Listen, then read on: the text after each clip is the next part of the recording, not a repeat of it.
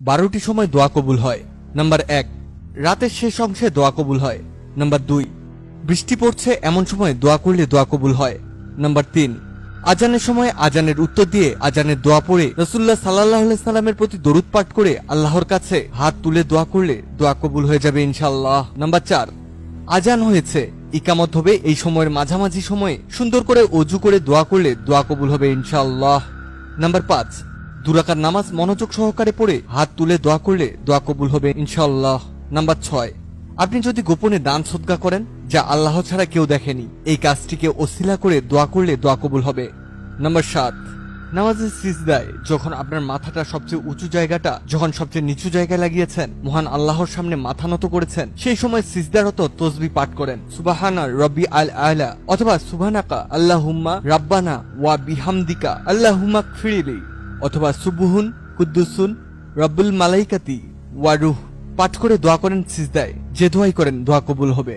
সুবহানাল্লাহ। নবী করিম সাল্লাল্লাহু আলাইহি সাল্লাম বলেছেন, বান্দা সিজদায় আল্লাহর যতটা কাছে থাকে অন্য কোনো সময় এতটা কাছে যেতে পারবে না। কিন্তু আমরা টুপ করে সিজদা দেই, টুপ করে উঠি, দোয়া করারও সুযোগ পাই না, অথচ সিজদায় দোয়া কবুল হয়। প্রত্যেকটি সিজদায় একটা করে দোয়া করে দেখুন, আরবিতে দোয়া করতে পারলে আরো ভালো। নাম্বার 8, নফল নামাজ পড়ে দোয়া করলে দোয়া কবুল হয়। আপনি যদি আরবি না জানেন তাহলে বাংলাতেই দোয়া করেন। আল্লাহ, আমি অসুস্থ, শেফা দাও। আল্লাহ, আমার সন্তানকে তুমি হেদায়েত দান করো। আল্লাহ, আমার রিজিক প্রশস্ত করে দাও। আল্লাহ, আমাকে মাফ করে দাও। এভাবে আপনার সকল প্রয়োজনীয় চাওয়া আল্লাহর কাছে পেশ করবেন। নাম্বার 9, কেউ যদি রোজা রাখা অবস্থায় দোয়া করে তাহলে তার দোয়া মহান আল্লাহ কবুল করেন। নাম্বার 10, কেউ যদি গোপনে আমল করে বা এমন ভালো কাজ করে যেগুলো আল্লাহ আর সেই ব্যক্তি ছাড়া কেউ দেখছে না, সেই কাজগুলোর ওসিলা করে আল্লাহর কাছে দোয়া করেন, দোয়া কবুল হবে ইনশাআল্লাহ। নাম্বার 11, অসুস্থ হলে দোয়া করেন, আল্লাহ কবুল করবেন। অসুস্থ রোগীকে দেখতে গেলে রোগীকে বলবেন আমার জন্য দোয়া করবেন, দোয়া কবুল হবে ইনশাআল্লাহ। রোগীর দোয়া ফেরেশতাদের মতো, রোগীর দোয়া মালাইকার মতো কবুল হয়ে যায়।